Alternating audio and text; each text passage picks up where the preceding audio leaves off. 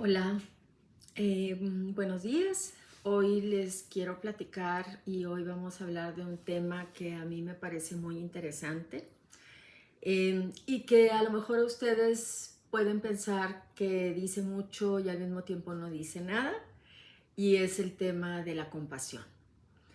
Em, es un término que a lo mejor no se entiende del todo, porque cuando escuchamos compasión podemos pensar en muchas cosas. Entre ellas podemos confundirlo con lástima, y no tiene nada que ver con la lástima. Em, y para platicarles un poquito de qué es la compasión, para después irnos a una parte en la que me gustaría extenderme un poco más. La compasión es algo humano e inclusive lo compartimos esa característica con algunos animales. Y tiene que ver con acercarnos al sufrimiento de otro o al sufrimiento en general y estar motivados a aliviarlo. Entonces es una presencia cálida ante el sufrimiento. Y cuando se vive un diagnóstico de una enfermedad tan retadora como es el cáncer, eh, quizá ustedes hayan notado en sí mismas o en otras personas que después de que pasamos por esta etapa donde nos sentimos muy tristes, enojadas, estamos peleándonos y culpándonos, hay como una especie de lucha y de resistencia ante el diagnóstico. Y después poco a poco vamos rindiéndonos y vamos aceptando la situación. Llega un punto donde en algunos casos, y no necesariamente en todos, volteamos a ver hacia otras personas que están viviendo esto y, y queremos ayudar. Sentimos que podemos acompañar en ese camino que nosotros ya vivimos, y, y de alguna manera esto le da un cierto sentido a nuestra vida y nos hace también sentirnos bien. Entonces es algo bastante complejo el tema de la compasión, aunque nacemos con él. Hay muchas razones por las que no somos compasivos a veces. Lo hemos notado en otros y lo podemos notar en nosotros mismos. Pero en general la experiencia de vivir una enfermedad como el cáncer nos puede llevar a esto, y por eso en las fundaciones, en las asociaciones, habemos personas que después de vivir la experiencia o inclusive mientras la estamos viviendo, queremos apoyar a otros y a otras. Y eso está muy bien, y hasta ahí vamos muy bien. Eh, pero alguno de los retos que tiene la compasión, y les va a parecer como raro, es como un poco ilógico, es el hecho de que somos mejores viendo el sufrimiento de otros que el de nosotras mismas. Eh, no es que estemos defectuosas, aunque podríamos decir que estamos defectuosos de nacimiento. Así nacemos con esta especie de ceguera para vernos hacia adentro. Somos mucho más capaces, como si viéramos por un catalejo, por un túnel, somos más capaces de notar el sufrimiento del otro y sentirnos motivados a aliviarlo que hacerlo hacia nosotros mismos. Eh, Tan solo para darles un ejemplo, la manera en cómo, y se han hecho varios experimentos, la manera como nos hablamos a nosotros cuando fallamos, cuando no nos gusta nuestro cuerpo, cuando las cosas no nos salen bien, es muchísimo más dura de la que seríamos capaces de hablarle a alguien más en esa misma situación. Entonces, somos mejores amigos y amigas de otros, somos más comprensivos que con nosotros mismos. Esto hace unos años que se ha ido estudiando y se ha tratado de, pues por lo menos de que nos demos cuenta. Sería un primer buen paso, darnos cuenta de que eso nos pasa a muchas de las personas, que nos dejamos en último lugar. Y algunas de las cosas que se han tratado de entender es qué ideas tenemos que implican o que impiden que seamos más amables con nosotras mismas. Y les voy a platicar bien brevemente algunas, a ver si les hacen sentido.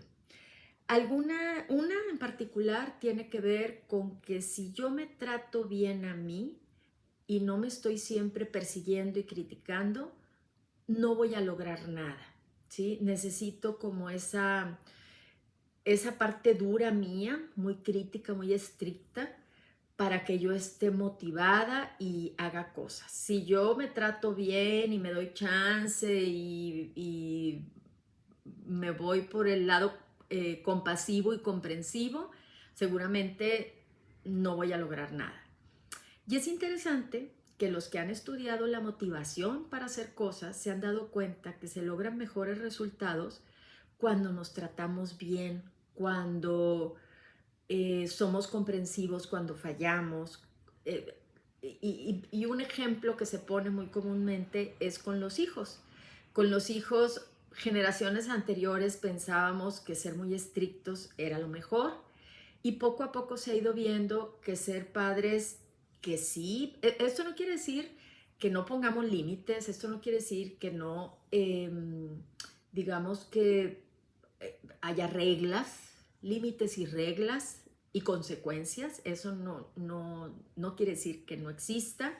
Sin embargo, esa parte muy crítica que deteriora la imagen del otro, pues se ha ido dejando atrás y los padres se ha visto que mientras más apoyadores son en los momentos difíciles, mientras más firmes en los límites pero cariñosos cuando se falla, han logrado mejores resultados en sus hijos. Entonces, bueno, eso es por un lado. Entonces, uno de los mitos, vamos a decir, de la autocompasión es yo me trato bien y no voy a lograr nunca nada.